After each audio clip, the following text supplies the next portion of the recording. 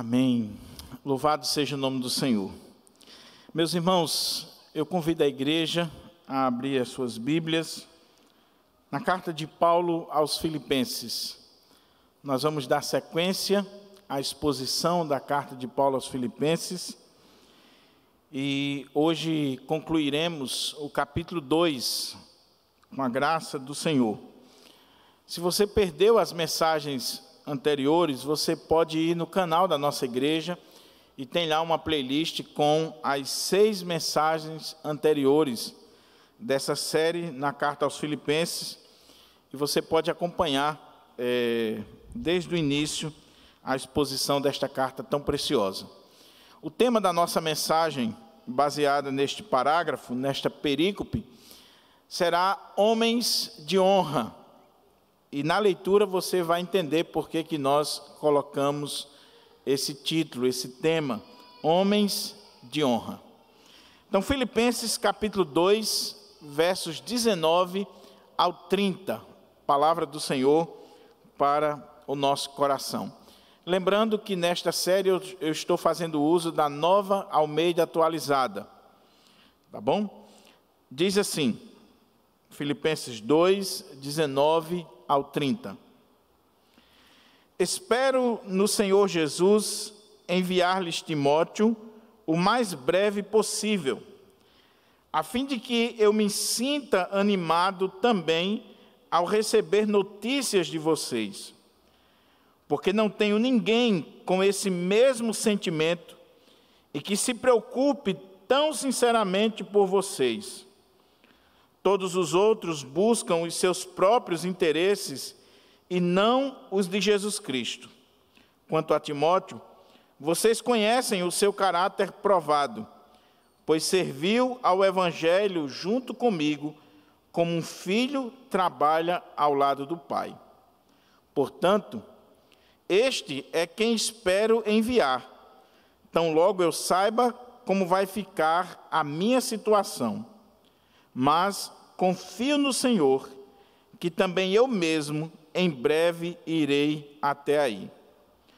No entanto, julguei necessário enviar-lhes Epafrodito, meu irmão, cooperador e companheiro de lutas, e da parte de vocês, mensageiro e auxiliar nas minhas necessidades. Ele tinha muita saudade de todos vocês e estava angustiado porque vocês ficaram sabendo que ele adoeceu. De fato adoeceu e estava à beira da morte. Mas Deus se compadeceu dele, e não somente dele, mas também de mim, para que eu não tivesse tristeza sobre tristeza. Por isso, tanto mais me apresso em mandá-lo, para que, vendo-o novamente, vocês fiquem alegres e eu tenha menos tristeza.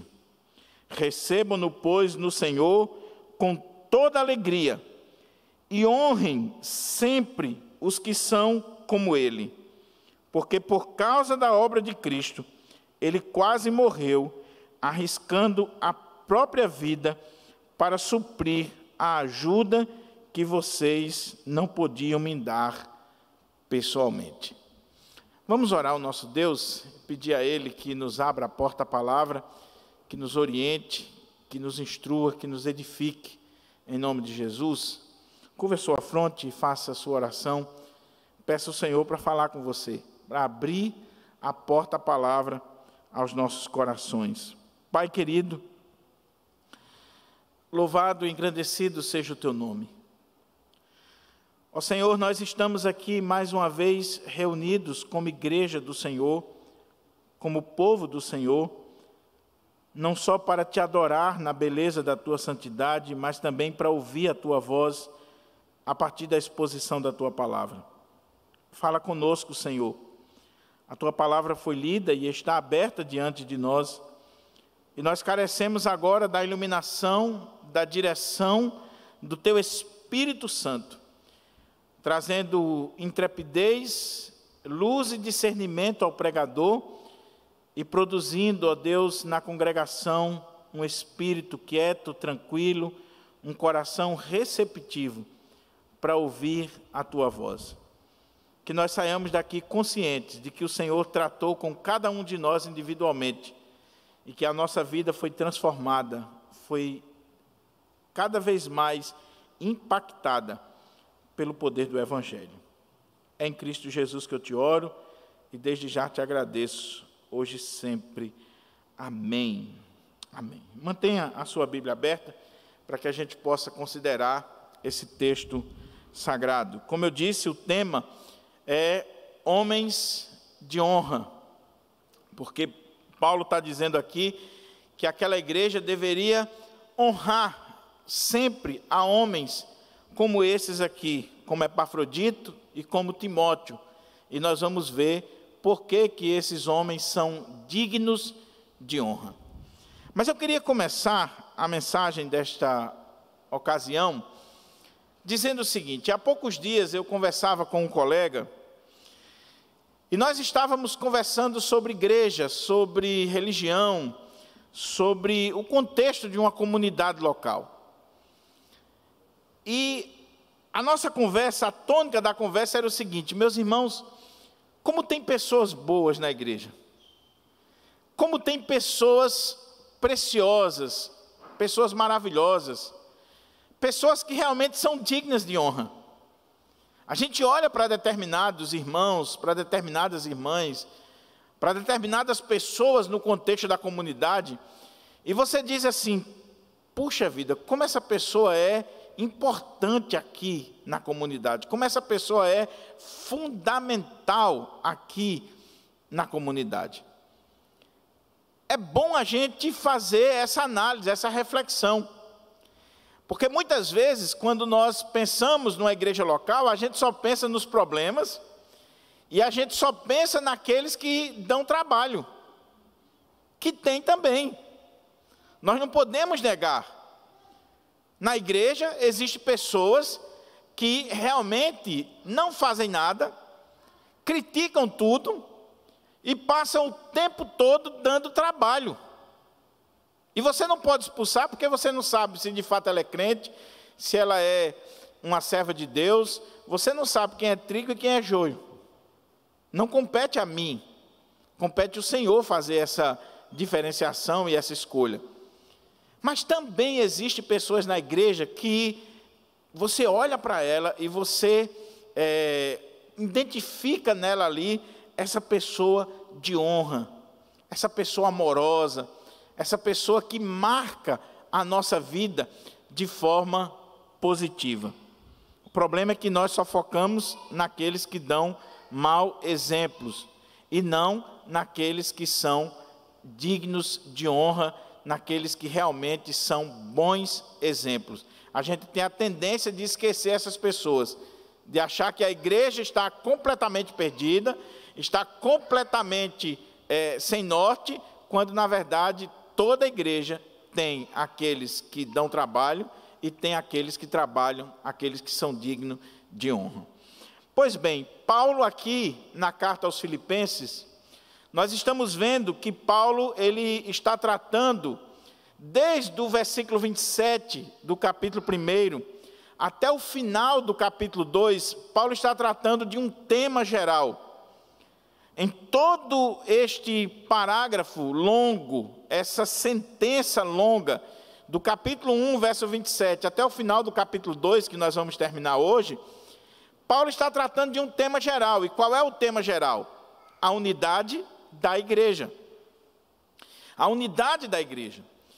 Paulo ficou sabendo que na igreja de Filipos, a unidade estava começando a ser abalada. Brechas estavam surgindo na unidade da igreja. E Paulo se preocupa com isso. E agora, ele, após exortar a igreja à unidade, ele fez isso no capítulo 1, verso 27, até o final, quando ele exorta a igreja a, como um exército, lutarem juntos pelo evangelho, pelo bem da igreja, pela proclamação do evangelho. Após ele mostrar os fundamentos da unidade no início do capítulo 2, versículo 1 ao 4, ele vai tratar aqui sobre vários fundamentos, várias virtudes, coisas que devem estar na nossa mente para que a gente promova a unidade da igreja. Ele vai trabalhar neste capítulo 2 alguns exemplos dignos de honra que nós devemos olhar e nos espelharmos nestes exemplos. Ele começou com o exemplo de Cristo. Ele disse que o primeiro exemplo que ele estava chamando a atenção para a igreja, neste quesito da unidade, de pensar no outro e de se importar com a comunidade, de se importar com o meu irmão e não comigo mesmo, o primeiro exemplo que ele trouxe foi o de Cristo, o qual, mesmo existindo em forma de Deus, não usou como usurpação o ser igual a Deus, antes humilhou-se a si mesmo e, assumindo a forma de servo, ele foi obediente até a morte de cruz. Ou seja, Cristo não pensou em si mesmo, ele não usou como usurpação o ser igual a Deus, ele não usou dos privilégios da divindade, mas ele entrega-se em prol dos outros, em prol da igreja, em prol de mim e de você. Aí Paulo vai chamar a atenção para o exemplo dele mesmo.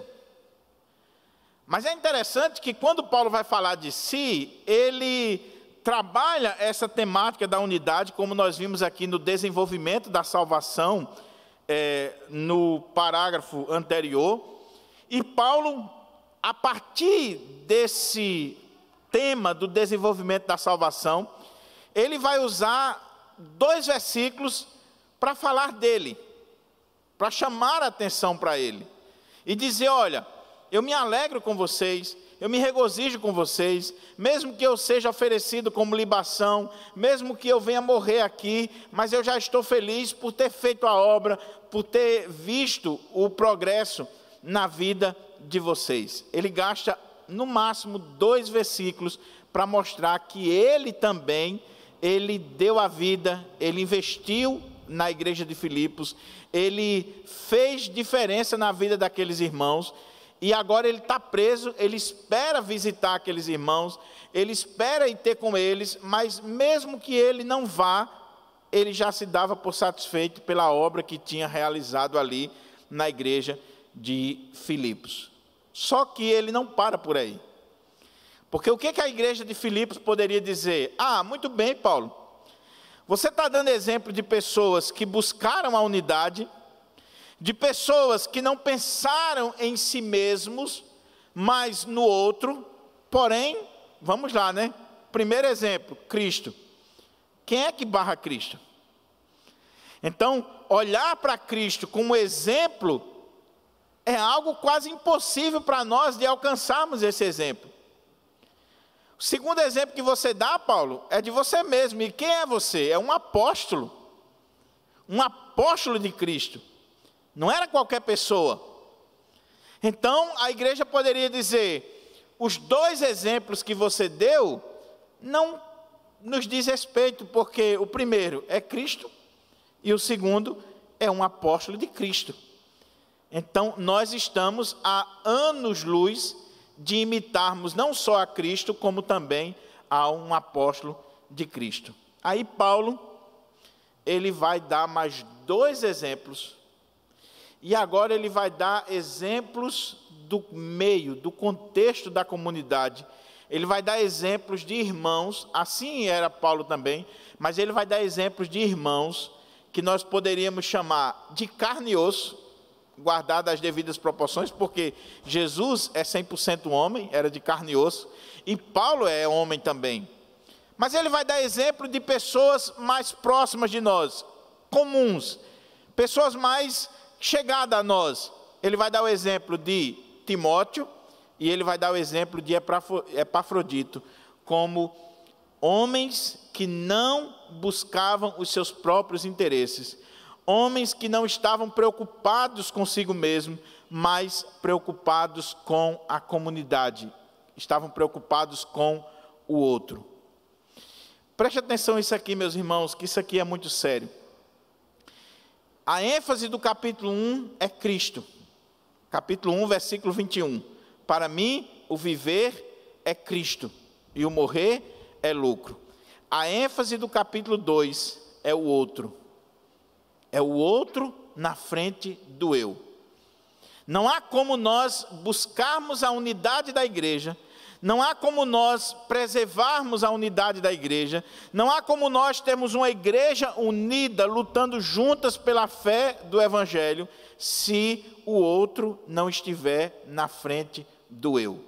Se eu não estiver preocupado com o meu irmão, se eu não estiver preocupado com a minha comunidade, com o bem-estar da minha igreja local, nós não teremos a unidade da igreja. E aí Paulo vai dar mais 2 exemplos de 2 irmãos, 2 obreiros, 2 servos do Senhor, que eram homens dignos de honra, homens de honra, homens que realmente a igreja deveria receber com todo amor, com todo carinho, com todo cuidado, porque eram homens dignos de serem recebidos pela comunidade, de serem amados pela comunidade. Eram Timóteo e Epafrodito, esses 2 irmãos. A outra coisa interessante, para a gente poder entrar no texto, é que, por que Paulo está recomendando esses 2 irmãos? Porque Paulo está preso. Você sabe que essa carta é uma carta da prisão, e Paulo está preso em Roma. E Paulo, muito embora em vários momentos da carta ele deixa transparecer que há uma esperança dele ser liberto, e uma vez sendo liberto ele queria visitar a igreja de Filipos, ele entende que isso pode não acontecer, e ele ser oferecido como libação, como oferta. Ele vai entender a morte dele como uma oferta pela igreja de Filipos e pela igreja do Senhor em todo o mundo. Ele está sendo oferecido daquela forma.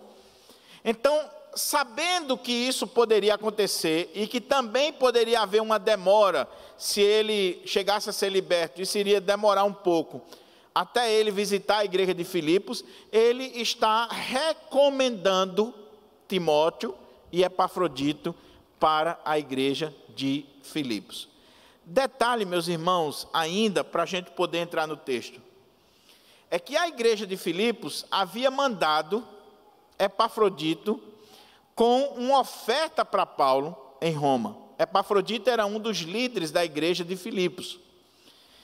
E aqueles irmãos mandaram Epafrodito com uma oferta para Paulo, mas não só com uma oferta. Eles enviaram Epafrodito para ficar com Paulo ali, em Roma, servindo a Paulo. Eles olharam para Epafrodito e viram que Epafrodito era uma pessoa que poderia estar ali, junto com Paulo, naquela hora difícil, servindo a ele. E eles tinham a expectativa, a gente lê nas entrelinhas aqui da carta, que eles tinham a expectativa de Timóteo vir para Filipos, e não Epafrodito. Mas é interessante que Paulo, de forma sensível e pastoral, Paulo vai inverter a ordem. Ele vai mandar Epafrodito primeiro, que era aquele que deveria ficar, e ele vai ficar com Timóteo mais um tempo, para depois enviar Timóteo para a igreja. E com isso Paulo está recomendando não só Timóteo, mas recomendando Epafrodito para a igreja. Por quê? Porque a volta de Epafrodito para a igreja de Filipos não seria tão fácil e tão simples quanto parece. Imagine a igreja mandar você para ficar com Paulo em Roma e depois você volta. E depois você vem e diz: olha, eu resolvi não ficar mais lá, eu resolvi voltar para ficar aqui na igreja. Muita gente iria olhar com desconfiança para Epafrodito. Aí Paulo vai mandar Epafrodito de volta com a carta, e nessa carta Paulo vai recomendar não só Timóteo, mas vai dizer: eu não vou mandar Timóteo agora para vocês, muito em breve eu vou mandar Timóteo, mas eu estou mandando Epafrodito, e eu quero que vocês recebam ele como uma pessoa digna de honra, porque ele sofreu e ele estava disposto a dar a vida pelo Evangelho. O que esse texto coloca para nós de forma muito linda, meus irmãos, e à medida que a gente for lendo e expondo, eu espero que isso fique bem claro na sua mente. Na igreja de Deus, existe homens e mulheres jovens, adolescentes, dignos de honra, dignos do nosso respeito, do nosso amor, porque são pessoas que estão dispostas a dar a vida pelo Evangelho, pelo bem da Igreja de Deus, pessoas que investem tempo, que investem vida, que investem recursos, que investem tudo na obra de Deus, para ver a obra de Deus andar. Então, com isso em mente, vamos ler o texto e vamos aplicar o texto para a nossa vida. Esse texto está dividido em duas partes de forma muito clara. A primeira parte vai do verso 19 ao verso 24, quando Paulo recomenda Timóteo.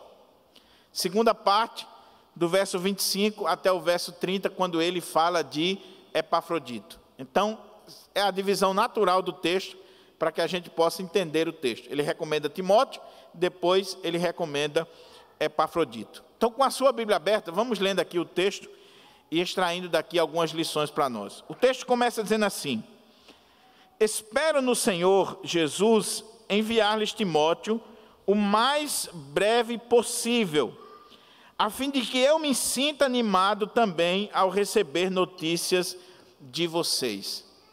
Se você tem a versão atualizada, a ARA ou a corrigida, você vai ver que espero, aí tem uma preposiçãozinha, espero, pois. Não é isso? Quem tem a versão atualizada aí? É assim que está na sua versão? Espero, pois, no Senhor. Não é essa a ideia? Você tem na versão aí, Belinha? Na ARA. Então, essa preposiçãozinha aí, que os tradutores da NAA, eles não colocaram, mas ela é muito importante.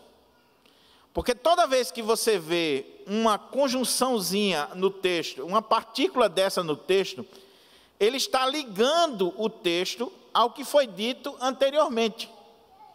A gente aprende que essas partículas, elas são como que dobradiças, que ajudam na compreensão.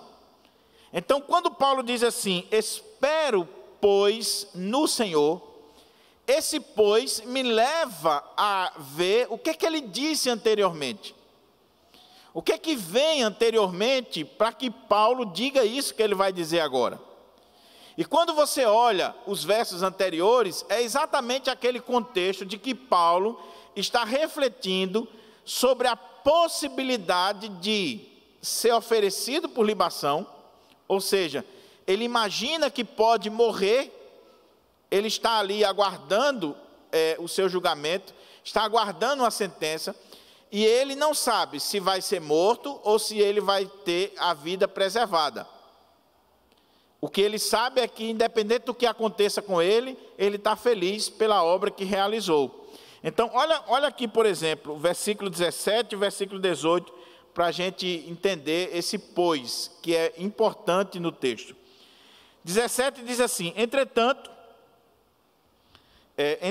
esforcei-me inutilmente, entretanto, mesmo que eu seja oferecido como libação, sobre o sacrifício e serviço da fé que vocês têm, fico contente e me alegro com todos vocês. Assim também vocês, pela mesma razão, fiquem contentes e se alegrem comigo. Espero, pois, no Senhor Jesus, enviar-lhes Timóteo o mais breve possível. Ele está dizendo, igreja de Filipos, independente do que aconteça comigo, se eu vou morrer, se eu vou continuar vivendo, eu me alegro com vocês, e eu quero que vocês se alegrem comigo, e eu espero no Senhor, independente do que vai acontecer, eu espero no Senhor, muito em breve, enviar até vocês Timóteo. É esse o ponto. Esse pois aí está fazendo essa ligação para a gente entender qual era a mentalidade de Paulo, o que estava na mente dele quando ele está recomendando Timóteo. Então ele diz, espero, pois no Senhor Jesus, enviar Timóteo o mais breve possível, a fim de que eu me sinta animado também ao receber notícias de vocês. O que está acontecendo aqui, meus irmãos? Paulo é um pastor.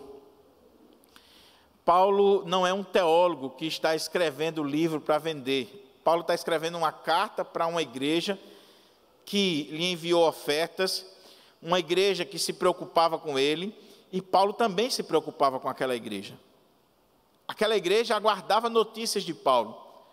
Não era tão simples, eles haviam mandado Epafrodito para encontrar Paulo em Roma, mas não era tão simples mandar alguém até Filipos, vários quilômetros, uma viagem dispendiosa, para estar levando notícias. Então, não era como hoje, que nós temos a informação, a notícia muito rápida. Não, levava meses, anos até, para uma notícia chegar em determinados lugares. E Paulo está preocupado com aquela igreja, ele quer saber notícias daqueles irmãos, e ele quer também que aqueles irmãos tenham notícias a seu respeito. E ele diz: eu espero, pois, no Senhor, enviar até vocês, o mais breve possível, Timóteo. E esse breve aí, não é a ideia de rápido, não. É que ele está fazendo um contraste com a ida de Epafrodito. É como que ele está dizendo assim, no final ele vai dizer: eu estou mandando Epafrodito, porém, o mais breve possível, eu mando Timóteo. Ele não está dizendo que vai mandar Timóteo agora, de forma rápida, urgente. Não, ele está dizendo: olha, vou mandar Epafrodito para vocês, mas esperem que o mais breve possível, quando eu resolver minhas coisas aqui, ele vai dizer, eu mando Timóteo também para estar com vocês. Para quê? Olha como é que ele diz aí, que é extremamente importante. Espero, pois, no Senhor Jesus, enviar-lhes Timóteo o mais breve possível, a fim de que eu me sinta animado também ao receber notícias de vocês. Paulo está preso. Paulo está prestes a receber, talvez, a sua sentença de morte. E mesmo assim, ele quer receber notícias da igreja para ser animado pelas notícias que ele recebe da igreja. É um coração pastoral. É um pastor preocupado com a comunidade, mesmo estando na prisão. Mesmo estando na prisão, ele não esquece aquela igreja, ele não esquece aqueles irmãos, e ele pretende enviar Timóteo, que é o mensageiro que Paulo geralmente envia para as igrejas, quando ele tem uma tarefa especial. Ele enviava Timóteo, é só você olhar as cartas, e ele quer enviar Timóteo, para que Timóteo leve notícias dele e também traga notícias da igreja. Agora, por que ele envia Timóteo? Olha como é que diz o texto aí, meus irmãos, que é muito interessante.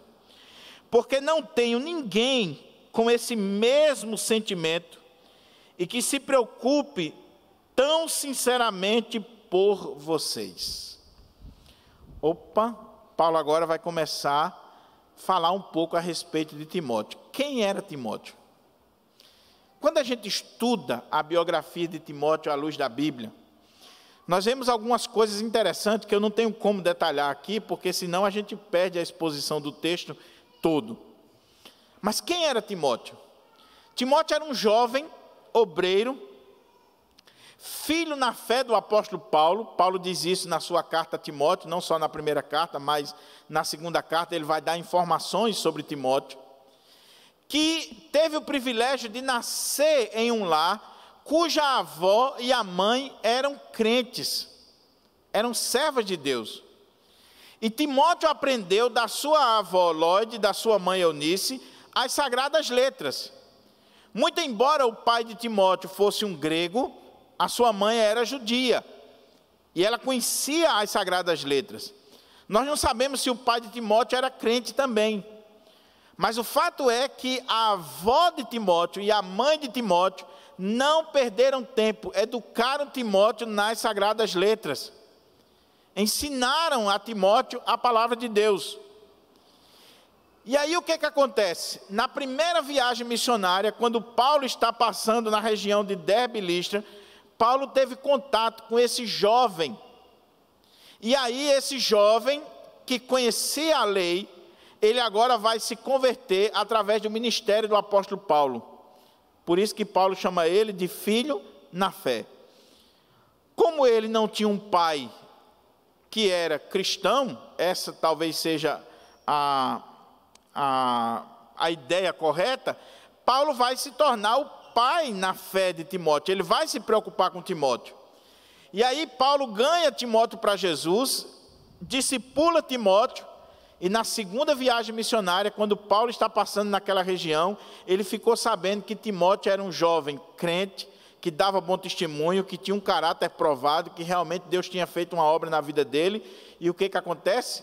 Paulo pega Timóteo e inclui Timóteo na caravana missionária. Detalhe aqui, meus irmãos, para a gente não perder a aplicação do texto. Paulo não levou Timóteo para a obra missionária assim que teve contato com ele e assim que ele se converteu. Precisou Timóteo ser provado, experimentado, ter o testemunho da comunidade. Levou alguns meses, alguns anos, para ele poder ir na viagem missionária. Por quê? Porque não é de um dia para a noite que você deve impor as mãos sobre alguém e que você deve dar tarefa na casa de Deus para alguém. É preciso que ela dê provas, que ela dê testemunho de que realmente tem uma vida transformada. Timóteo deu esse testemunho. E aí ele agora vai se juntar a Paulo e ele vai ser um filho na fé de Paulo, um companheiro. E toda vez que Paulo tem uma tarefa, que Paulo quer mandar uma mensagem, que Paulo tem alguma coisa para as igrejas, Paulo manda Timóteo. Você olha nas cartas de Paulo e Timóteo está presente nas cartas. E Timóteo fez parte da fundação da igreja de Filipos. Paulo está mandando Timóteo para Filipos e ele vai dizer que a igreja conhece o seu caráter provado. Por quê? Porque Timóteo fez parte da plantação daquela igreja junto com Paulo. E olha o que Paulo está dizendo aqui. Eu estou enviando Timóteo para vocês. Sabe por que eu estou enviando Timóteo para vocês? Eu sei quem é que eu estou enviando para vocês. Ele diz, porque não tenho ninguém com este mesmo sentimento e que se preocupe tão sinceramente por vocês. Se você gosta de grifar a sua Bíblia, grife aí essa palavra sentimento. Essa palavra já apareceu nesse capítulo, não já? Quem lembra onde é que essa palavra apareceu? Tende em vós o mesmo sentimento que houve também em Cristo Jesus. E Paulo está dizendo que Timóteo tem um sentimento igual o dele. E a palavra aí que Paulo está utilizando, ela é muito rica, porque ele está dizendo que Timóteo tem uma alma igual à de Paulo. Ele pensa como Paulo, ele raciocina como Paulo, ele vive o evangelho como Paulo viveu. Então Timóteo chegando é como se Paulo tivesse chegado, porque Timóteo foi discipulado por Paulo, e Timóteo é alguém de confiança de Paulo, e que pensa sinceramente no bem da igreja, que pensa no outro. Eu não tenho ninguém de igual sentimento, eu não tenho ninguém que pense como eu, que pense como Cristo, que tenha o mesmo sentimento, a mesma disposição, para enviar para vocês. Irmão, você já pensou que testemunho belíssimo Paulo está dando a respeito desse rapaz? Porque, como eu disse anteriormente, a igreja de Filipos poderia dizer assim, não, o exemplo de Cristo é uma coisa, o exemplo de um apóstolo de Cristo também, mas aí ele está pegando um jovem obreiro que está iniciando a vida, e ele está dizendo, pois bem, pois eu vou mandar para vocês Timóteo, e eu não tenho ninguém com este mesmo sentimento e que se preocupe tão sinceramente por vocês. Timóteo se preocupava com a igreja de Filipos, e não só com a igreja de Filipos. Timóteo, como companheiro de viagem de Paulo, como um colega de ministério de Paulo, como um discípulo e um filho na fé de Paulo, apesar das suas dificuldades, ele era tímido, ele era doente, ele tinha uma série de dificuldades na sua vida, mas apesar de todas as dificuldades e limitações dele, ele se preocupava com a igreja de Deus. Ele não se preocupava com seus próprios interesses, ele se preocupava com os interesses da igreja de Deus. E Paulo está dizendo, sinceramente, sem hipocrisia. Ele não buscava os seus interesses. É portanto que Paulo dizia, Timóteo, você vai para Tessalônica, estou aqui. Você vai para Éfeso, estou aqui. Você vai para Filipos, estou aqui. É para fazer a obra de Deus? Estou dentro. Estamos aqui. É o reino de Deus? as coisas de Deus, são as coisas de Deus. Eu estou aqui para fazer a obra de Deus, para buscar o bem da igreja. Eu não estou aqui para buscar o meu interesse, o meu conforto. Por isso que ele usa a palavra sentimento, porque assim como Cristo não fez uso dos seus próprios interesses, das suas prerrogativas divinas, dos seus privilégios, Timóteo e Paulo também não fez. Eles se doaram, eles se preocuparam, eles investiram no outro. Meus irmãos, isso aqui é muito sério para nós. Sabe por quê? Olha o que Paulo continua dizendo aqui sobre Timóteo. Porque não tenho ninguém com este mesmo sentimento e que se preocupe tão sinceramente por vocês. Todos os outros buscam os seus próprios interesses e não os de Jesus Cristo. A grande questão é, quem são esses outros? Quem são esses outros que Paulo está falando? Será que é Tíquico? Será que é Lucas? Será que são os outros obreiros que Paulo vai citar nas cartas e que estão nas viagens missionárias, o próprio Barnabé? É claro que não. Esses outros aqui são aqueles que ele falou no capítulo 1, que pregavam a Cristo por inveja, que pregavam a Cristo querendo aparecer, voltado para os seus próprios interesses. Eram lideranças lá em Roma, e lá em Filipos não estava sendo diferente, estava começando a surgir. Eram lideranças, obreiros, pregadores, irmãos da igreja, que estavam fazendo a obra de Deus, mas não preocupados com a obra de Deus ou com o bem do seu próximo, mas preocupados consigo mesmo, querendo aparecer. Eram os seus próprios interesses. Aí Paulo diz, eu estou mandando Timóteo para vocês, porque eu não tenho ninguém com o mesmo sentimento que eu tenho, com o mesmo sentimento que houve em Cristo, que não está preocupado consigo mesmo, mas está preocupado com o outro, e que se preocupe sinceramente por vocês. Sabe por quê? Todos os outros que eu estou sabendo aí que estão pregando, eles buscam os seus próprios interesses e não os de Cristo Jesus. Meus irmãos, isso aqui é muito sério para a igreja do Senhor, em pleno século 21, refletir. Quando você olhar para um obreiro, quando você olhar para um pastor, quando você olhar para um pregador, para um missionário, uma missionária, para alguém que está exercendo liderança na igreja de Deus, peça discernimento a Deus para saber se aquela pessoa está fazendo a obra de Deus por causa do amor que ela tem a Cristo, por causa do amor que ela tem à obra, do interesse nas pessoas, ou se ela está ali simplesmente preocupada consigo mesma. Tem muita gente querendo fazer a obra de Deus, principalmente em igrejas como a nossa, tradicionais, e que paga salário e que ajuda, simplesmente porque querem se promover, porque querem os seus próprios interesses e não os de Cristo Jesus. Tem muito líder aí na televisão que está fazendo programa de televisão, de rádio, que está de madrugada fazendo tudo aquilo, e o interesse não é salvar vidas. O interesse é dinheiro, é cada vez mais enricar, é cada vez mais possuir, é cada vez mais ter poder, ter autoridade sobre a vida das pessoas, dominar as pessoas, e não os interesses de Cristo, ou estão preocupados com a igreja de Deus. O cara diz assim, eu não estou nem aí, deixando o dízimo aqui, pode se lascar para lá que eu não estou nem aí. O importante é, deixa o dízimo aqui, deixa a sua oferta, o que você faz da sua vida, eu não me interesso.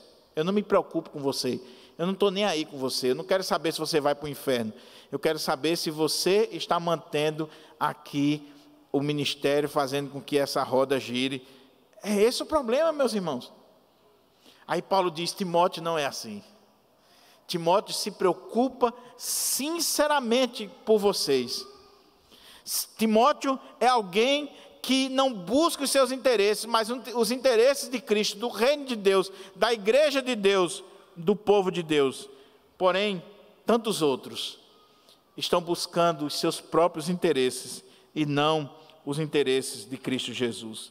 Aí ele diz, todos os outros buscam os seus próprios interesses e não os de Jesus Cristo.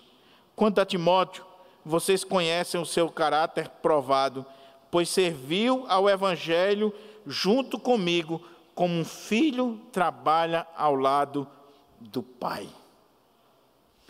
Algumas coisas que são interessantes aqui.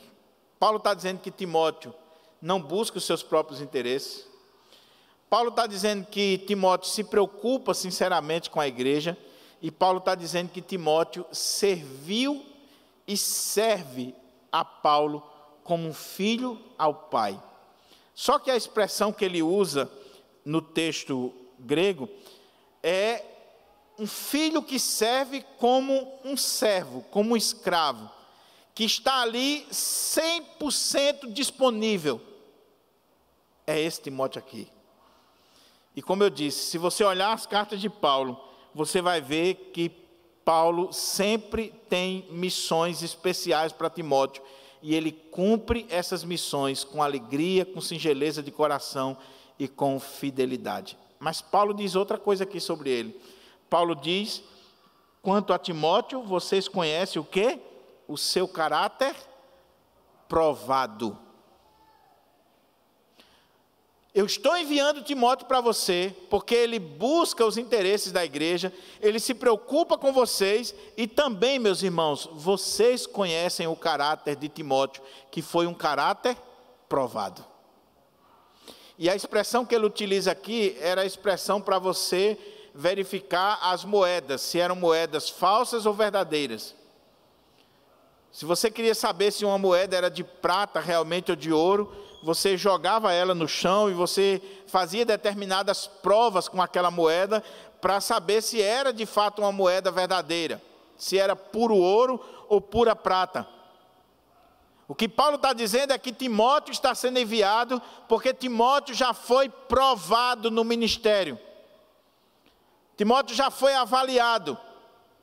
E ele já deu provas de que é um obreiro, um pastor, um missionário, um presbítero, um diácono de caráter provado. Não é um espertalhão, não é um malandro na casa de Deus. É um homem que foi provado pela igreja, pelas circunstâncias, por Paulo, pelo próprio Deus. É esse homem que ele está enviando. E ele está dizendo, vocês sabem disso, vocês conhecem. Por quê? Porque Timóteo tinha estado lá. Timóteo tinha passado por lá. Timóteo tinha estado naquela igreja. E aqui a gente aprende uma coisa interessante, meus irmãos.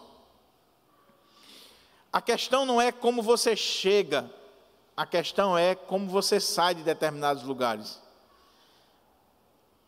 Vou dar um exemplo. Eu sou pastor de Pirangi. Mas vamos dizer que futuramente eu não seja mais o pastor de Pirangi. Aconteceu uma eleição e outra pessoa ganhou, e eu saí da igreja e fui embora da igreja, ou outra circunstância. A questão é, será que eu tenho condições de voltar em Pirangi e a igreja saber que eu tinha um caráter provado? Ou será que eu fechei a porta atrás de mim quando eu saí e eu não posso mais voltar naquela comunidade? O que Paulo está dizendo aqui é que aquela igreja conhece Timóteo. E meus irmãos, isso aqui é extremamente importante para nós. Avalie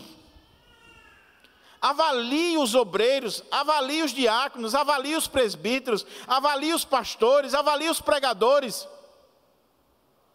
Não pode ser de qualquer jeito. É preciso que sejam experimentados, provados, avaliados. Como eu disse, Paulo conheceu ele na primeira viagem. Pregou para ele, ganhou ele para Jesus, deixou ele na igreja ali, mas ele só vai fazer parte do colégio missionário na segunda viagem. Depois que Paulo recebe testemunho da igreja lá de Derbe, de Listra, daquela região, dizendo assim, olha Paulo, esse jovem aí, Timóteo, é um jovem promissor. Pense num jovem crente, pense num jovem comprometido, pense num homem de Deus. É esse rapaz aqui. Aí Paulo, agora dá para ir comigo. E a igreja de Filipos, Timóteo ficou lá em Filipos, e Paulo ficou sabendo que lá em Filipos a igreja também tinha consciência que ele era um obreiro, um jovem, um homem de caráter provado, avaliado. Ele não era aquele cara que a igreja não podia confiar, a igreja podia confiar sim, e é por isso que Paulo está mandando ele para aquela igreja. Quando a igreja vai escolher um pastor, um obreiro, um presbítero, um diácono, um oficial, ela tem que ter muito cuidado, meu irmão. Porque é esse homem que vai cuidar dos seus filhos, é esse homem que muitas vezes vai aconselhar a sua esposa, é esse homem que vai aconselhar a sua filha, é esse homem muitas vezes que está dentro da igreja e que, se ele não tiver um caráter provado, se ele não for um homem de Deus, ele vai botar por terra o seu casamento ou a vida da sua família. Então é preciso que tenha um caráter provado, é preciso que seja avaliado. E isso leva tempo. Isso leva tempo. Alguém já disse que você só conhece uma pessoa depois que você come um saco de sal com ela. E para você comer um saco de... Eu não estou falando do saco de sal pequenininho não, que já dá um tempinho, né? É o saco de sal grande. E olhe lá que você ainda não conhece. Que você ainda não conhece. É por isso que eu louvo a Deus, na igreja presbiteriana, para você se tornar pastor, leva um tempinho. Você tem que ser membro da igreja. Depois que você entra com o processo para ir para o seminário, você vai fazer o vestibular, aí você passou no vestibular, aí volta para o conselho da igreja, aí você vai passar 3 anos sendo avaliado pelo conselho da igreja, acompanhado por um pastor, pregando nas congregações, na igreja sede, sendo avaliado, os irmãos estão vendo o seu caráter, vendo o seu comportamento, a sua vida. Depois de 3 anos, você volta no conselho, o conselho avalia de novo, vai para o presbitério avalia, se tiver recurso, vai para o seminário. Aí, passou 6 meses no seminário, mês de julho, volta, o conselho vai avaliar de novo, bota para pregar na igreja, passa um mês junto com os irmãos. Todo mês o tutor recebe relatório do seminário, como é que está o cara aí, está orando, está indo para os cultos, está fazendo os trabalhos, como é que ele se comporta, está se congregando numa igreja lá na cidade onde tem um seminário, e aí o pastor daquela igreja vai prestar um relatório sobre ele, a cada 6 meses. Depois dos 4 anos, depois que é avaliado no seminário, pelo capelão do seminário, por tudo aquilo ali, volta para o conselho, aí o conselho remete para o presbitério vai avaliar, vai fazer uma sabatina, vai licenciar para poder ordenar pastor. Quando a gente cuida desse processo, no todo, levou 10 anos. E ainda é pouco. Porque com todo esse cuidado, ainda passa alguns que, quando assumem a igreja, faz um estrago terrível. Conseguiu enganar desde o primeiro momento, conseguiu enganar o conselho, aí conseguiu enganar no seminário, aí conseguiu enganar no presbitério, se torna pastor e depois faz uma lambança. Mas o que Paulo está dizendo aqui, eu estou enviando Timóteo para vocês, e ele tem um caráter provado. Vocês sabem disso. Eu não estou enviando qualquer pessoa. Eu não estou enviando qualquer obreiro, eu não quero que vocês tenham à frente da igreja qualquer pessoa, mas uma pessoa que tenha um caráter provado, porque é esse homem que vai aconselhar você, que vai aconselhar sua esposa, que vai aconselhar seus filhos, sua filha adolescente, que vai estar à frente da igreja de Deus e precisa ser fiel, precisa ser fiel. Eu tive uma experiência no seminário muito impactante na minha vida, que de vez em quando vem à minha mente essa experiência. Eu tive aula com a irmã do Dr. Augusto Nicodemos, era a nossa professora de português. E ela era muito rígida, muito rígida. Na verdade, as 2 irmãs do Dr. Augusto Nicodemos, uma dava aula de português e a outra de inglês. E muito rígida. E toda vez que ela chegava na sala de aula, ela colocava assim, no cantinho do quadro, em grego, a palavra pistos. E ela dizia, eu só quero isso aqui de vocês, pistos, igual fiel. Eu só quero isso de vocês. Que vocês sejam fiéis aqui. Porque se vocês têm a capacidade de colar numa prova, ou de baixar um resumo da internet, vocês, quando chegarem na igreja, vocês vão roubar o gasofilaço da igreja. Quem cola numa prova, vai roubar o dinheiro da igreja. E se depender de mim, você pode ter enganado qualquer pessoa, aqui você você vai ser expulso. E eu vi ela expulsar pessoas no 4º ano.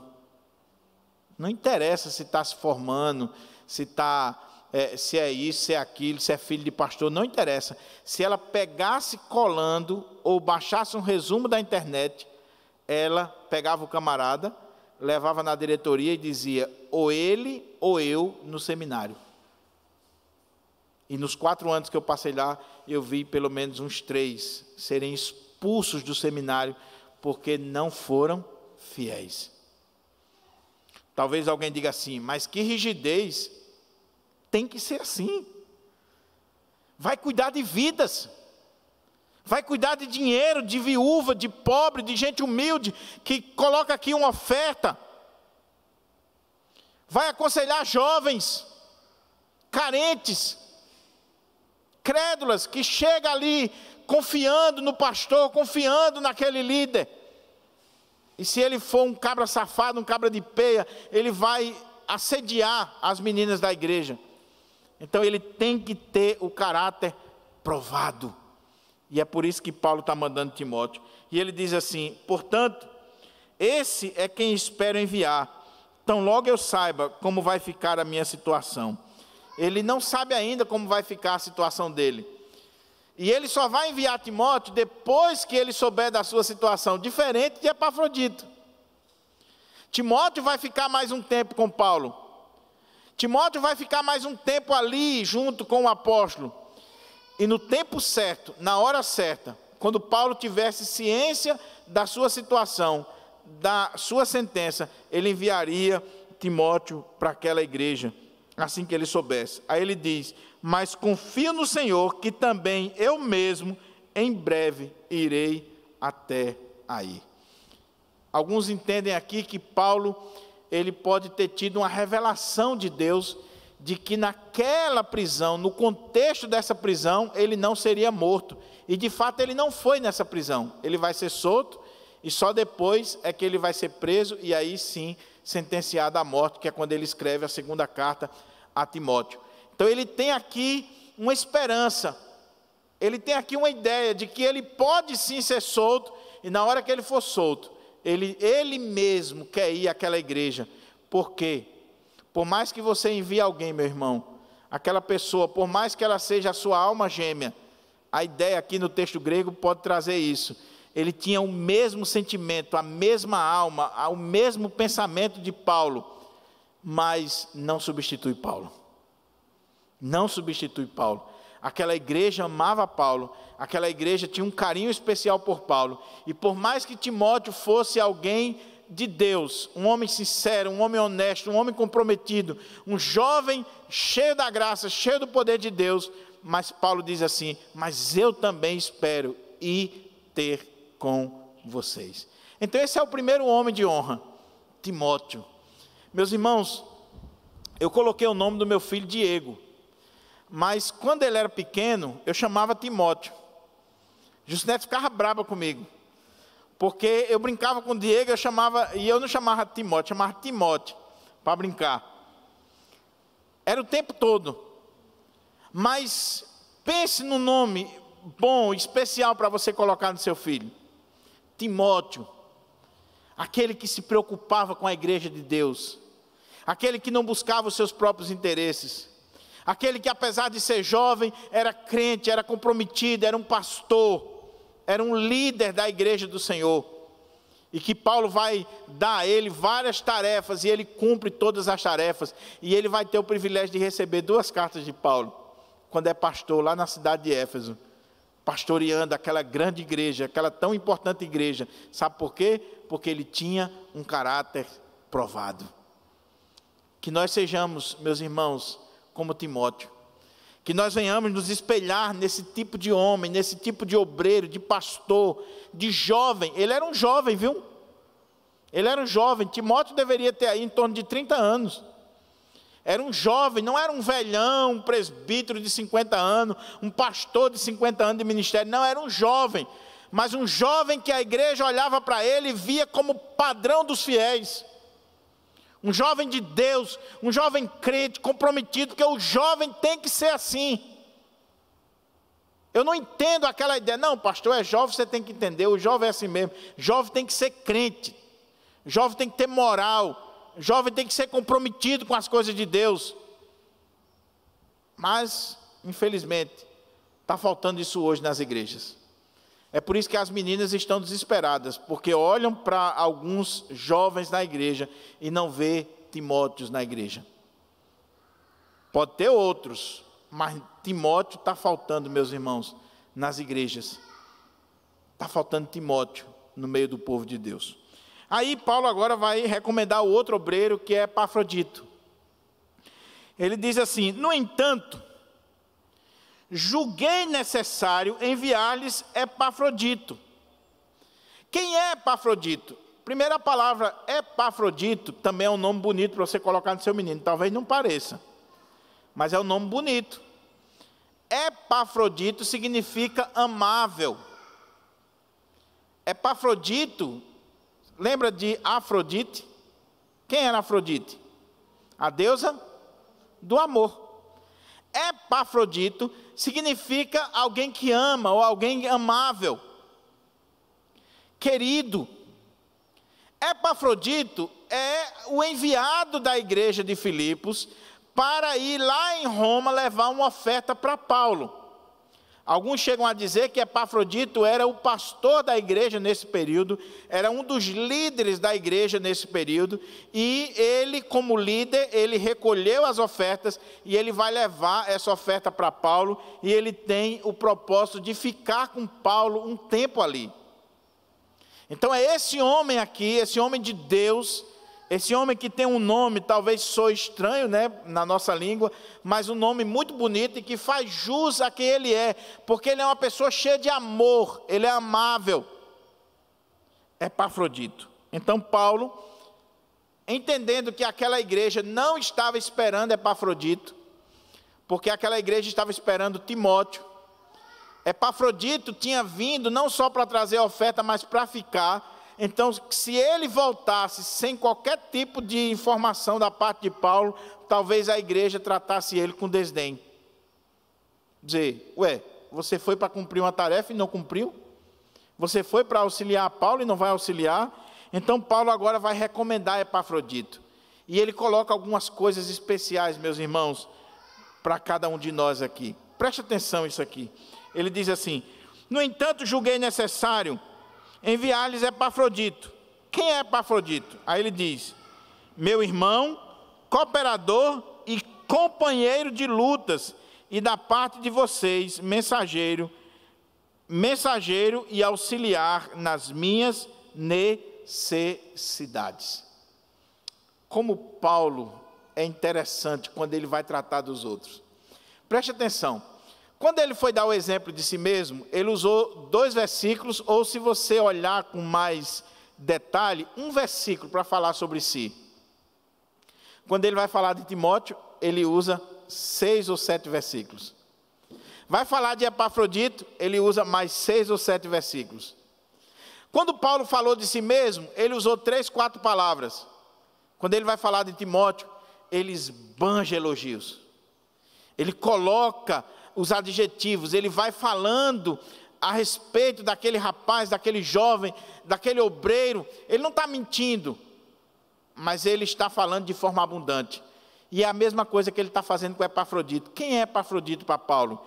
Primeiro, ele diz aqui, ele é meu irmão, é um irmão em Cristo, é um servo de Deus, é um membro da igreja, é um irmão em Cristo. Cooperador e companheiro de lutas. Ele é um soldado no exército de Cristo. Ele é companheiro de lutas do apóstolo Paulo. Ele não só é um cooperador de Paulo e está ali cooperando com Paulo, ajudando a Paulo, mas ele é um soldado neste exército de Cristo Jesus. Ele é um companheiro de lutas. E Paulo usa essa expressão em alguns momentos para falar dos pastores, que são os seus companheiros de lutas à frente da igreja. Então, para Paulo, quem ele é? Ele é irmão, ele é cooperador e ele é um companheiro de lutas. E ele faz jus a isso. E da parte da igreja de Filipos? Aí ele diz assim: e da parte de vocês, mensageiro e auxiliar nas minhas necessidades. Preste atenção aqui, igreja de Filipos. Sabe quem é Epafrodito para mim? É um irmão em Cristo. Sabe quem é Epafrodito para mim? Um cooperador, aquele que está do meu lado, que me ajuda, que cuida das coisas. E ele é um companheiro de lutas. Mas não esqueça que da parte de vocês, ele é um mensageiro e um auxiliar nas minhas necessidades. A palavra que Paulo utiliza aqui é apóstolo. E é muito interessante porque a palavra apóstolo ela pode ser usada em dois sentidos. O primeiro é um sentido restrito, que dizia respeito somente aos 12 e a Paulo. São aqueles que são enviados por Cristo, aqueles que têm a procuração, que representam a Cristo. Naquele estilo ali não tem mais apóstolos hoje. Mas a palavra apóstolo ela também significa enviado, enviado das igrejas. Um apóstolo da igreja. Eu poderia dizer assim, André é um apóstolo da igreja do Pirangi, tranquilamente. Se eu entender que ele está simplesmente sendo um enviado, um missionário. Eu não estou dizendo que ele é igual a Pedro, que ele é igual a João, que ele é igual a Paulo, como os apóstolos aí dizem hoje. Como tem um maluco aí no YouTube que disse assim, de apóstolo para apóstolo, Pedro errou. É um miserável. Se colocando no nível de Pedro, de Paulo, esses apóstolos aqui não existem mais. Essa classe apostólica aqui, só no primeiro século. Agora, mensageiros, aí sim. Mas, para não confundir, a igreja chama mensageiro e não apóstolos. Então, quem era Epafrodito? Um mensageiro da igreja de Filipos. E auxiliar. É interessante que Paulo vai usar uma palavra aqui chamada liturgo. De onde vem a nossa palavra liturgia. O que é liturgia? Quando a gente fala da liturgia do culto, o serviço do culto. Então, ele era aquele que servia, que estava ali para servir, para cuidar das coisas de Deus. Aí olha o que Paulo diz para a gente caminhar para a nossa conclusão. Olha a sensibilidade de Paulo, meus irmãos. Isso aqui deve encher o nosso coração de alegria e de reflexão. Olha o que diz aqui. Ele diz assim: ele tinha muita saudade de todos vocês e estava angustiado, porque vocês ficaram sabendo que ele adoeceu. De fato adoeceu e estava à beira da morte, mas Deus se compadeceu dele, e não somente dele, mas também de mim, para que eu não tivesse tristeza sobre tristeza. O que aconteceu aqui? Irmãos, viajar naquela época não era tão simples, não era tão fácil como parece. A igreja de Filipos tinha uma oferta para Paulo. Paulo estava em Roma, a vários quilômetros de distância. E aí a discussão na igreja foi: quem vai levar a oferta? Quem vai levar os donativos para Paulo? E Epafrodito, esse homem amável, amoroso, esse homem de Deus, esse cooperador, esse auxiliar de Paulo, esse homem que era um companheiro de lutas, ele se diz e se coloca à disposição. Eu estou aqui para ir. Mas é perigoso, mas não tem problema, eu vou. Não interessa o que vai acontecer comigo, eu vou. E aí ele sai de Filipos e ele vai para Roma. Quando ele vai para Roma, meus irmãos, ele tem consciência de que ele pode morrer no caminho, ele pode enfrentar qualquer tipo de coisa no caminho, ele pode enfrentar qualquer tipo de dificuldade no caminho, e também quando ele chegar em Roma, ele pode ser colocado no mesmo balaio com Paulo, porque se Paulo está preso sendo acusado, de repente você iria na prisão para estar com ele? Você iria chegar lá para dizer que é amigo dele? Você iria chegar e se colocar junto com Paulo, sabendo que Paulo poderia ser sentenciado à morte, condenado à morte, e aí quem estiver do seu lado também vai entrar junto. Dá para entender agora o quanto esse homem é um homem de honra de verdade? Porque Paulo vai dizer aqui que ele arriscou a própria vida. Arriscou a própria vida. E aí, quando Epafrodito vai, ele adoece. Não sabemos se ele adoeceu no caminho ou se adoeceu quando chegou em Roma. Alguns estudiosos querem dizer que ele adoeceu no caminho. E por que querem dizer isso? Porque a igreja de Filipos soube que ele adoeceu. Então, como é que a igreja de Filipos soube que ele adoeceu? Provavelmente no caminho, ele adoeceu, e aí num daqueles portos, ou naquele contexto da viagem, alguém encontrou Epafrodito doente, estava indo para Filipos e levou a notícia para a igreja. Mas Epafrodito não parou aí, ele foi até Roma. E chegando em Roma, ele vai servir a Paulo, e agora a igreja não tem notícia dele. Porque, como eu disse, não tinha WhatsApp, não tinha Facebook, não tinha e-mail, não tinha telefone, levava meses para uma notícia ir de uma região para outra. Então, a notícia que chegou em Filipos é que Epafrodito adoeceu. E aquela igreja não sabe o que aconteceu com ele, nem sabe como é que está Paulo, não sabe nada a respeito deles. E aí Paulo está dizendo, olha, eu estou enviando Epafrodito para vocês, e para que vocês se animem, porque vocês ficaram sabendo que ele adoeceu, e de fato ele adoeceu. E ele adoeceu, e não foi uma doença simples não, ele adoeceu às portas da morte, quase morre, mas Deus preservou a sua vida, para não aumentar a tristeza ao meu coração. Você já pensou como é que ia ficar o coração de Paulo? Ele está preso, de repente ele sabe que um irmão saiu lá de Filipos para vir trazer uma oferta para ele, aí pegou uma febre, nessa época em Roma tinha pestes, pandemias terríveis, epidemias, e Paulo, se Epafrodito tivesse morrido naquele contexto, Paulo disse que ele ia ter tristeza sobre tristeza, porque aquele irmão morreu indo levar uma oferta para Paulo. Aí Paulo diz assim, mas Deus teve misericórdia dele e curou ele e trouxe a saúde para a vida dele, para que eu não tivesse tristeza. Então eu estou mandando ele para vocês, para que vocês vejam ele curado, para que vocês se alegrem com ele, para que vocês olhem e vejam o milagre de Deus na vida dele, a bênção de Deus na vida dele. Mas qual é o ponto que eu quero destacar aqui, meus irmãos? Paulo está mandando Epafrodito só por causa disso? Não. Quem é Epafrodito para Paulo? Cooperador, companheiro de lutas, um irmão, um auxiliar, alguém que está ali para servir a Paulo. E Paulo tinha necessidade de alguém com ele. Mas por que Paulo está mandando Epafrodito de volta para Filipos? Mesmo sabendo que Epafrodito veio enviado por aquela igreja para ficar com ele, para trabalhar com ele. Por quê? Paulo é aquele líder sensível. Paulo é aquele pastor que conhece profundamente a alma humana. Ele é humano. E ele viu que Epafrodito passou o tempo, e Epafrodito começou a se entristecer, se angustiar. Epafrodito começou a sentir saudade da sua cidade, dos seus irmãos, da igreja. E Paulo viu aquilo.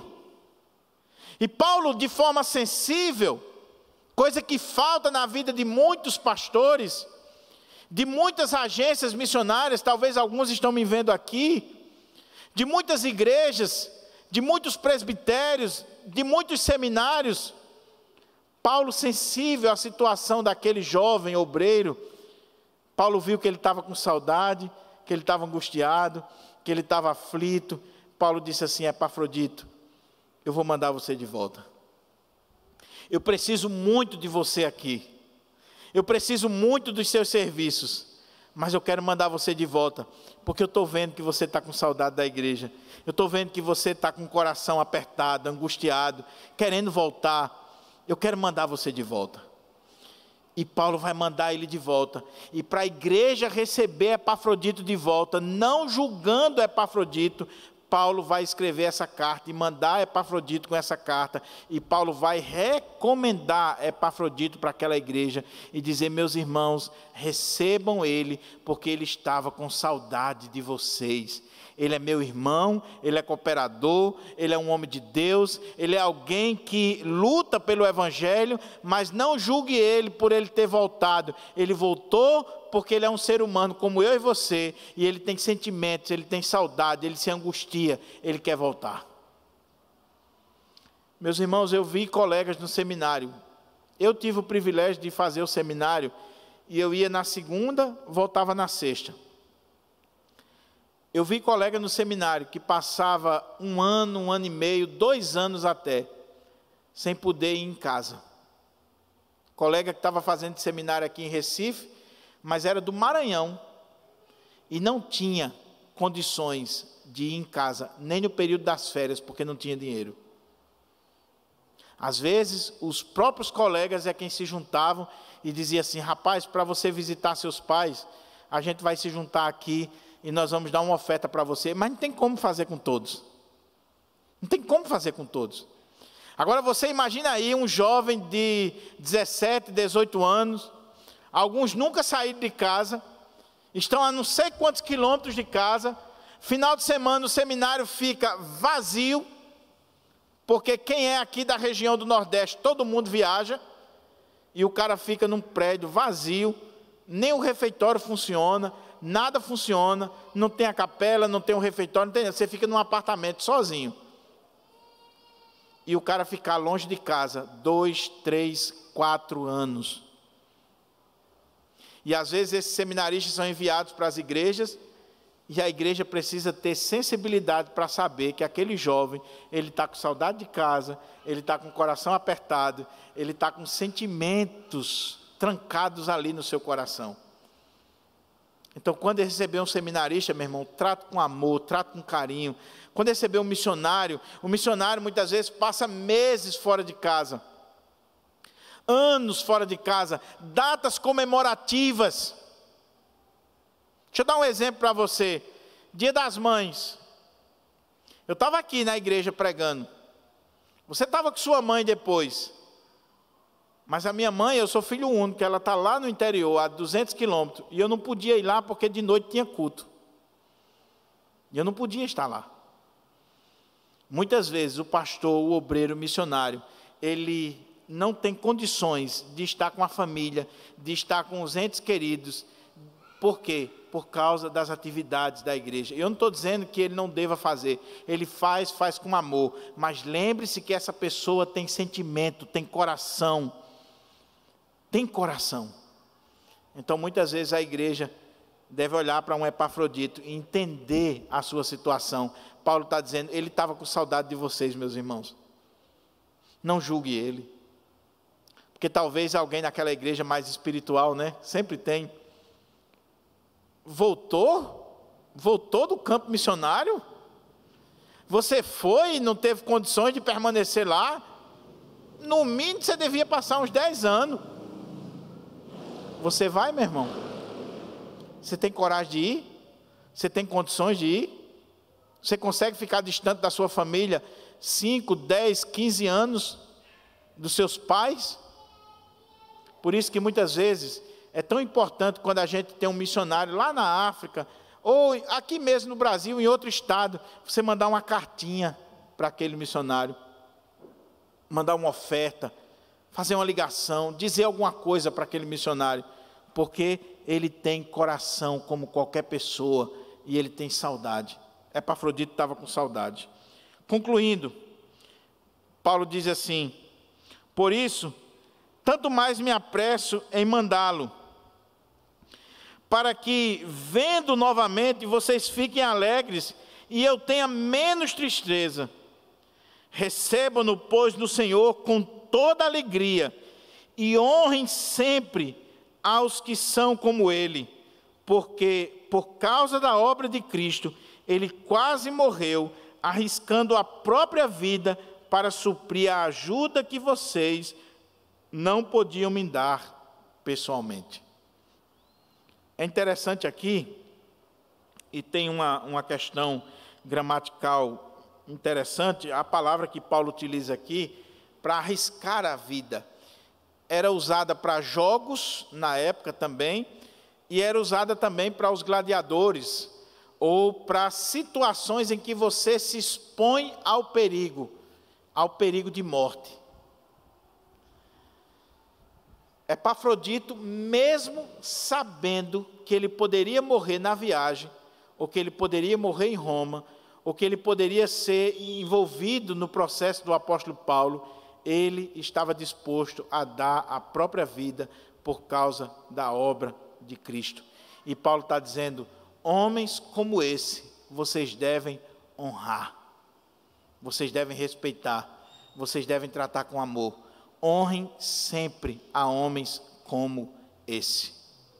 Eles não são pilantras, eles não são malandros, eles não são aventureiros da fé, eles são homens que se preocupam com o bem do outro, com o bem da igreja, com a unidade da igreja, com a obra de Cristo.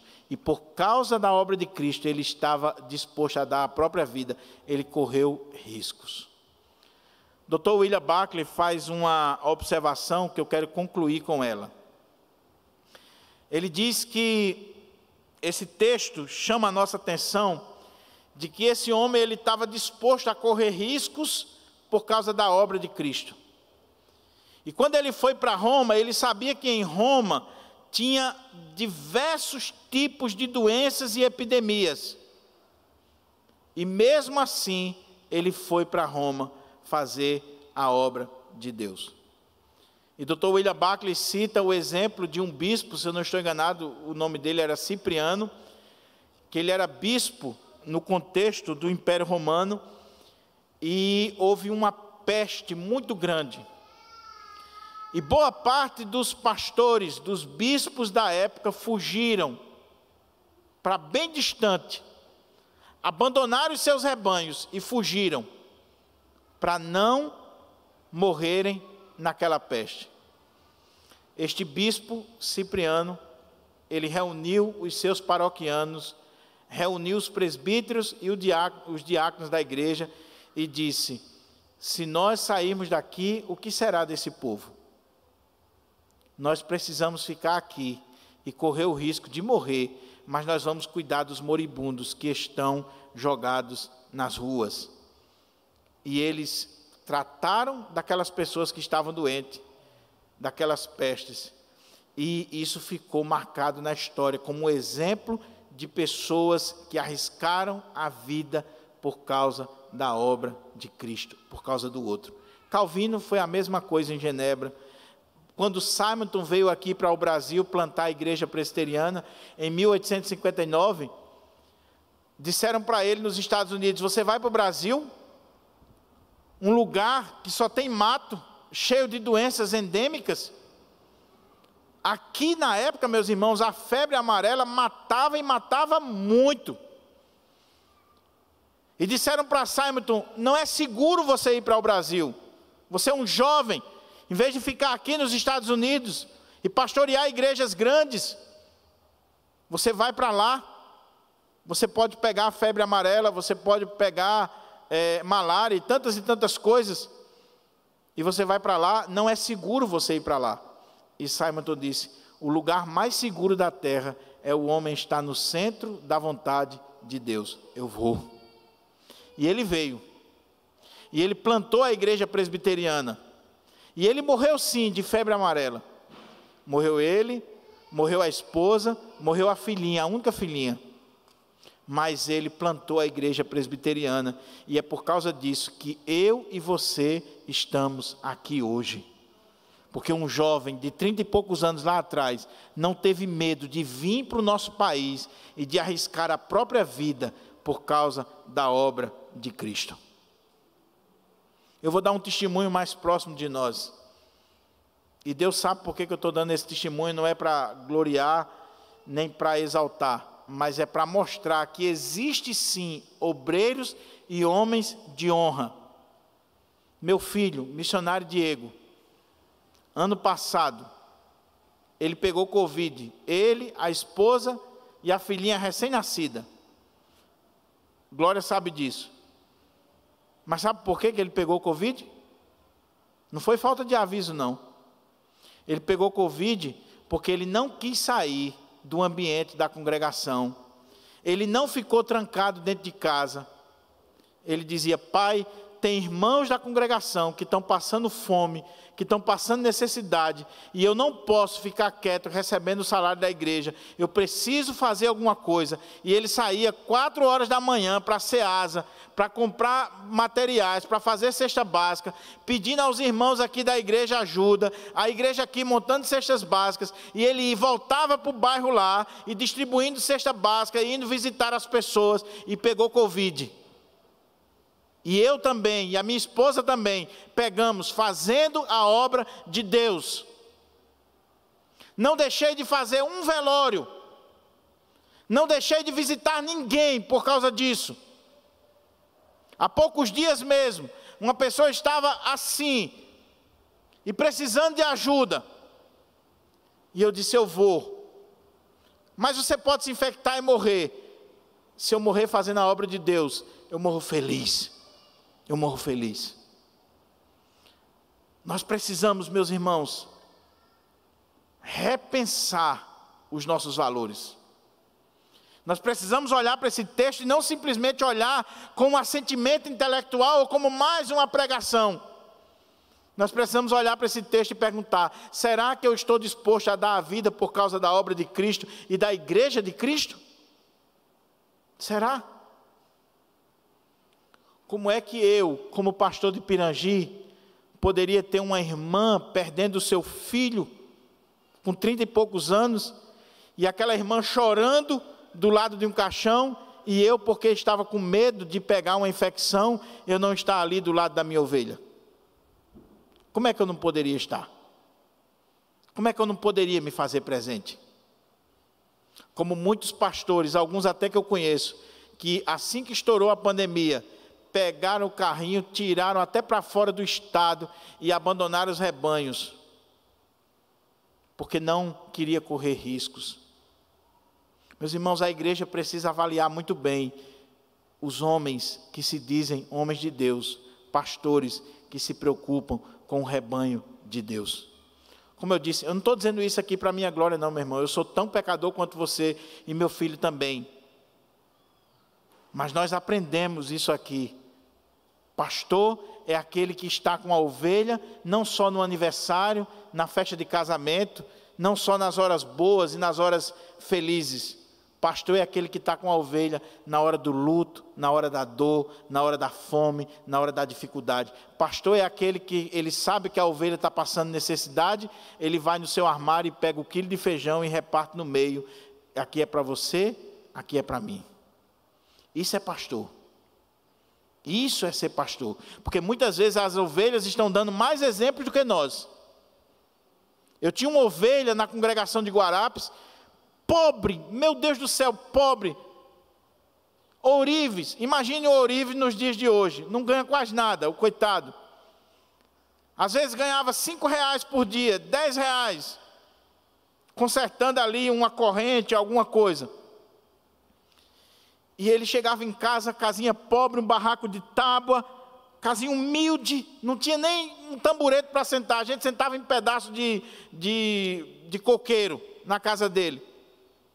E eu tomava café ali na casa dele, comia com ele farinha com carne assada ou frango, que parecia que a gente estava num banquete no Camarões. Porque eu via amor, sinceridade, era aquilo que eles poderiam oferecer. E quando ele comprava 1 quilo de frango, ele dizia assim: pega esse peito aqui e leva para o meu pastor. E quantas vezes eu recebia aquilo ali, eu dizia: a gente não precisa, eu tinha o meu salário, a gente fazia feira, mas se você não aceitar é uma afronta. E quantas vezes eu recebia aquele peito de frango, eu e Justinete, sabendo que aquilo ali, ele ficou com a parte mais ruim, e a gente chorava com aquela demonstração de amor. E a igreja precisa ver isso também da parte do pastor. Quando o pastor ama a igreja, quando o pastor dá a vida pela igreja, quando o pastor está com o rebanho, quando é um homem como Timóteo, como Epafrodito, como Paulo. Paulo está preso por causa da igreja, por causa do evangelho, por causa do povo de Deus. Então a igreja deve olhar para os pastores, não pela retórica, pelo discurso, pela eloquência, pelos diplomas, pelo conhecimento que ele tem. Não! Porque durante mais de 1000 anos a igreja teve pastores que nunca fez seminário. Seminário é uma coisa muito recente. Pastores simples, semi-analfabeto, mas que conheciam a Deus, que amavam a Deus, a palavra de Deus, e amavam o povo de Deus, e davam a vida pelas ovelhas. Porque os bacanas aí, meu irmão, eles só querem vir, se apresentar e depois vai embora. Receber a oferta e depois ir embora. O seu pastor da sua igreja local, você que está me assistindo, é esse que você tem que valorizar. Pastor Jeremias Pereira diz uma coisa fantástica que o doutor Augusto Nicodemos repetiu, e o pastor Hernandes também, porque é verdade o que ele disse. Jeremias Pereira chegou na igreja dele e disse assim: olha aqui, eu não me incomodo de você assistir Augusto Nicodemos, Hernandes, Paul Washer, John Piper, esses bacanão aí, tudinho. É tudo gente boa, é uma bênção, eu recomendo. Eu recomendo aqui, tem irmãos aqui que sabem. Eu digo, assista tudo de Augusto Nicodemos, assista tudo de Hernandes. Mas ele diz assim, mas também valorize seu pastor da sua igreja local. Sabe por quê? Porque quando você estiver no hospital, não é Augusto Nicodemos que vai lhe visitar, não. Quem vai lhe visitar é o seu pastor da igreja local. Quando for para fazer seu casamento, não é Hernandes que vem, não. É o seu pastor que vai fazer. Quando for para orar por você, quando for para levar uma cesta básica na sua casa, quando for para tirar o carrapicho da sua vida ou da sua família, não é o bacanão da televisão que vem, não. É o seu pastor que está no dia a dia, no feijão com arroz, que vai cuidar de você e que vai investir na sua vida. Então, valorize o seu pastor. Escute John Piper, escute Augusto Nicodemos, escute todos os outros, mas valorize o seu pastor na igreja local. Ele é simples, ok, ele não é o cara da televisão, ok, mas se ele está cuidando de você, cuidando da sua família, orando por você, valorize e honre a homens como esses. Veja que Paulo coloca todos no mesmo nível. Paulo, Timóteo, Epafrodito, não tem um melhor do que o outro, maior do que o outro, todos são dignos de honra na casa de Deus. Que Deus nos abençoe, que Deus aplique essa palavra no nosso coração, que nós saiamos daqui nesta tarde com isso na nossa mente. Eu preciso valorizar mais os obreiros de Deus e eu preciso lutar pela unidade da igreja de Deus. Vamos ficar de pé? Vamos orar?